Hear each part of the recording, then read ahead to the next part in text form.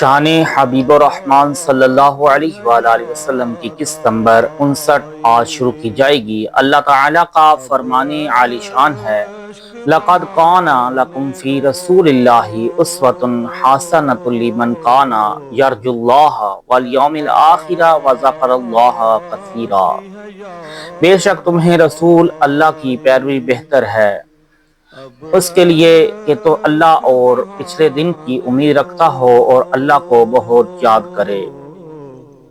یہ آیت کریمہ بھی حضور انور صلی اللہ علیہ وآلہ وسلم کی نعت شریف ہے، اور اس میں مسلمانوں کو ہدایت ہے کہ اگر تم اللہ سے کچھ انعام کی امید رکھتے ہو اور قیامت کی بہتری چاہتے ہو تو رسول اکرم صلی اللہ علیہ وآلہ وسلم کی زندگی پاک کو اپنی زندگی کے لیے نمونہ بنا لو اور ان کی پیروی کرو۔ اس میں دو طرح سے حضور علیہ السلام کے صفات حمیدہ کا ذکر ہے۔ ایک تو یہ کہ ان کی زندگی کو اپنے لیے مشعل راہ بنانا کامیابی کا ذریعہ ہے، اور یہی معنی ہے وسیلہ کہ اللہ کے محبوب علیہ السلام مسلمانوں کے لیے وسیلہ عظمی ہے، خلاف پیغمبر کس سے راہ گزید کہ ہرگز بمنزلہ نخواہد رسید۔ دوسرے اس طرح کہ یہ حکم ہر مسلمان کو دیا گیا ہے، خواہ کسی ملک کا ہو یا کسی وقت ہو۔ مطلب یہ ہوا کہ قیامت تک کے تمام مسلمان اپنی زندگی حضور علیہ السلام کے تابع کر دیں، اور ظاہر ہے کہ مسلمانوں میں بعض تو بادشاہ ہو گئے، اور بعض وزیر، بعض حاکم، بعض محکوم، بعض مالدار، بعض غریب، بعض گھر والے اور بعض تارک دنیا۔ اب ہر شخص چاہتا ہے کہ میری زندگی حضور علیہ السلام کی زندگی کے ماتحت ہو۔ اس قدر فرق زندگی کے ہوتے ہوئے سب لوگ کس طرح حضور صلی اللہ علیہ وآلہ وسلم کی پیروی کریں۔ تو اب اس آیت سے یہ نکلا کہ ہمارے محبوب کی زندگی پاک ایسی بے مثال اور انوکھی ہے کہ دنیا میں ہر شخص اپنے لیے اس کو مثال بنا سکتا ہے۔ ایسی زندگی عالم میں کسی کی نہیں گزری۔ بطور مثال سمجھو کہ حضرت عیسیٰ علیہ السلام نے اپنی زندگی ترک دنیا میں گزار دی کہ مکان تک نہ بنایا۔ ان کی پیروی تارک دنیا تو بطور نمونہ کر سکتا ہے، مگر ایک قاضی بادشاہ اپنے لیے ان کی زندگی کو مثال نہیں بنا سکتا۔ اور حضرت سلیمان علیہ السلام کی زندگی پاک سلطنت و حکومت کے ساتھ گزری، تو سلطان و بادشاہ تو ان کی زندگی کو مثال بنا سکتا ہے، مگر فقیر بے نوا حکومت کے لیے ان کی زندگی نمونہ نہیں ہے۔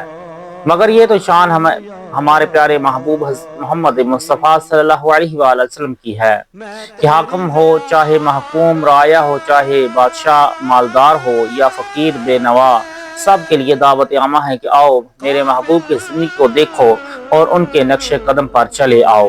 سرکار عبد قرار صلی اللہ علیہ وآلہ وسلم کی ذات ہر انسان کے ہر درجہ مراتب کے لیے نمونہ ہے۔ آپ متوکل ایسے کہ دو ماہ تک گھر میں آگ نہیں جلتی، صرف کھجوروں اور پانی پر گزارا ہے، اور کبھی تھوڑی کھجوریں کھانا، پانی پی کر پھر رہ جانا۔ دو مہینہ یوں ہی گزرا صلی اللہ علیہ وسلم، قبضہ میں جس کے ساری خدائی، اس کا بچھونا ایک چٹائی۔ نظروں میں کتنی ہیچ ہے دنیا صلی اللہ علیہ وآلہ وسلم۔ کھانا جو دیکھو جو کی روٹی، بے چھنا آٹا روٹی موٹی، وہ بھی شکم بھر روز نہ کھانا صلی اللہ علیہ وآلہ وسلم۔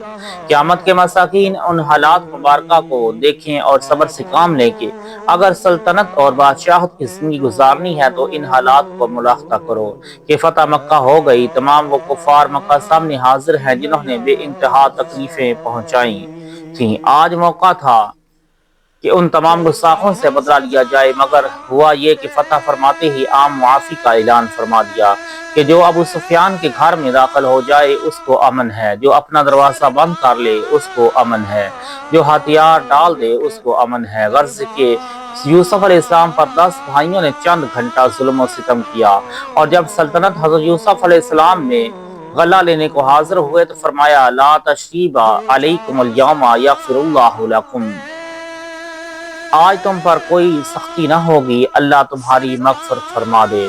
مگر حضور علیہ السلام نے 13 سال تک اپنے پر اہل مکہ کی طرف سے یہ سختیاں برداشت کی۔ صحابہ کرام، اہل بیت اعظام، ان کے گھر والے اور ان حضرات کے جان و مال، عزت आबरू सब ही खतरे में रहे। आखिरकार देश छोड़कर परदेसी होना पड़ा, मगर जब अपना मौका आया तो सबको माफ फरमा दिया।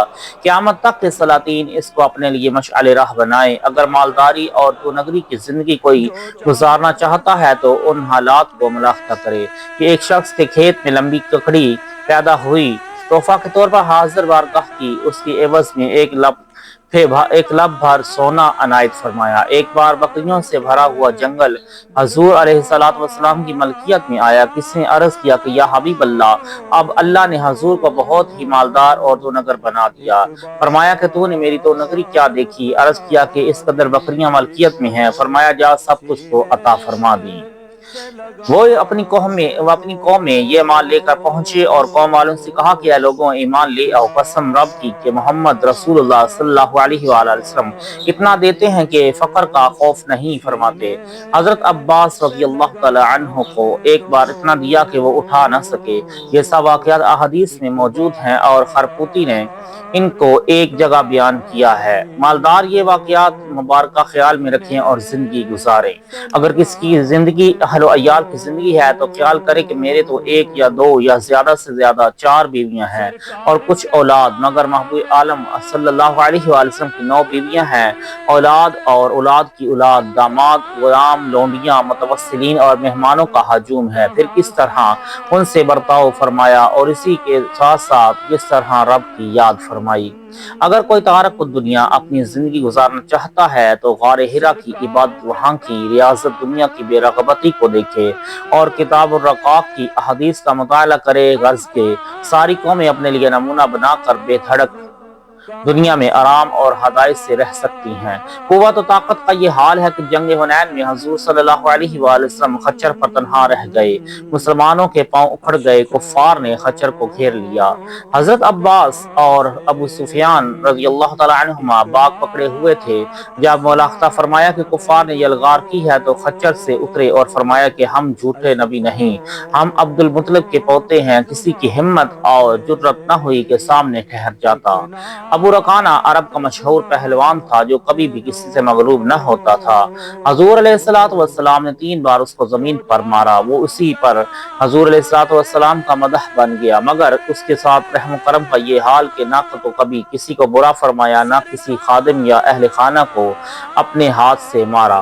गर्ज के जिंदगी क्या है? एक कदर इलाही कुदरत इलाहिया का नमूना है। इसलिए आयत करीमा में सबको आम ऐलान है कि सब लोग अपने लिए इस मुबारक जिंदगी को नमूना बना लें। इसके माना ये भी हो सकते हैं कि हजूर के साथ तुम्हारे लिए कुदरत रब का नमूना या सैंपल, जैसे कि कारीगर नमूना पर अपना सारा जोर हुनर लगा देता है। इसी तरह दस्ते कुदरत ने इस जात पर अपने सारे कमालात का इजहार फरमाया और जैसे कि दुकान का नमूना एक ही होता है और बाजार में नुमाइश का खलाइक होता है, ऐसे ही ये जात करीम भी कारखाना कुदरत का एक ही नमूना है। जो उसके कमालात का इनकार करे वो दरपर्दा रब के कमाल का मुनकिर है। रूहुल बयान ने इस जगह एक नई बात कही है कि ये तो तफसील जब थी, जबकि इस आयत के माना किए जाएं कि तुम्हारे लिए हजूर की पैरवी बेहतर है, यानी अपनी आइंदा जिंदगी में। मगर दूसरे माना ये भी हो सकते हैं कि तुम्हारे लिए हजूर सल्लल्लाहु अलैहि वसल्लम की पैरवी बेहतर थी, यानी आलम अरवाह में हर जगह हजूर अलैहिस्सलातु वस्सलाम मुक्तदा रहे हैं और तुम सब उनके मुक्तदी। वो उस तरह के सबसे पहले नूर रसूलुल्लाह सल्लल्लाहु अलैहि वसल्लम पैदा हुआ, फिर तुम सब में सबसे अव्वल रब्बानी फैज रूह मुस्तफ़ा अलैहिस्सलातु वस्सलाम ने हासिल किया। फिर बाद में तुमने अलस्तु बिरब्बिकुम जवाब में सबसे पहले रूह रसूलुल्लाह सल्लल्लाहु अलैहि वसल्लम ने बला कहा। बाद में औरों ने सलब हज़रत आदम से सबसे पहले हज़रत हजूर अलैहिस्सलातु वस्सलाम की रूह अहद व पैमान के लिए बाह तशरीफ लाई, बाद में तुम सब की अरवाह वगैरह वगैरह। तो अब लाजिम है कि आइंदा जिंदगी में भी तुम उनकी पैरोकार होकर रहो। अल्लाह ताला नबी करीम सल्लल्लाहु अलैहि वसल्लम के बताए हुए रस्ते पर चलने की तौफीक अता फरमाए और आपकी कामिल पैरवी करने की तौफीक अता फरमाए, इससे कामत अता फरमाए। आमीन या रब्बुल आलमीन।